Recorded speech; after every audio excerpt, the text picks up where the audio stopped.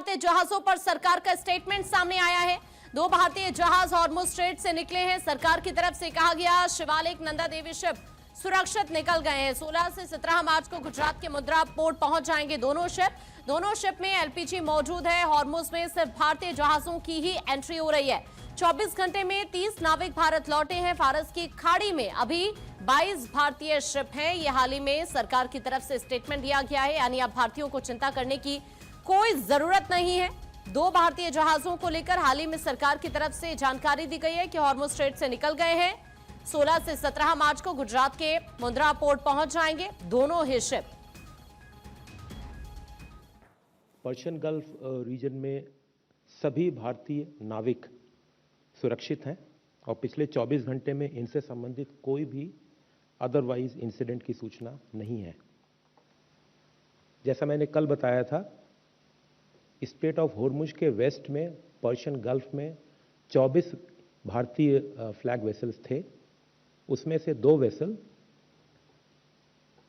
शिवालिक और नंदा देवी, ये भारतीय इंडियन फ्लैग वेसल थे। शिवालिक और नंदा देवी ये एलपीजी कैरी करते हैं, एलपीजी कैरियर्स हैं। इन्होंने आज अर्ली मॉर्निंग, देर रात में early morning straight of Hormuz cross किया सेफली और ये भारतवर्ष की तरफ बढ़ रहे हैं।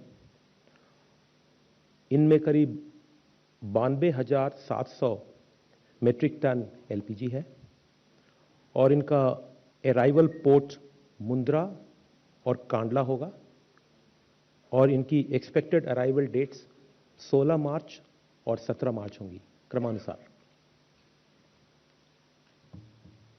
तदनुसार पर्शियन गल्फ में अब 22 इंडियन फ्लैग वेसल हैं, जिसपे 611 सी फेयरर्स हैं और हम और डीजी शिपिंग मंत्रालय भी और डीजी शिपिंग भी इन सभी इंडियन फ्लैग वेसल्स की और उन फ्लैग वेसल्स पे जो भारतीय नाविक हैं उनकी क्लोजली हम सिचुएशन को मॉनिटर कर रहे हैं, शिप ओनर्स के साथ, आरपीएसएल एजेंसीज के साथ और इंडियन मिशंस के साथ।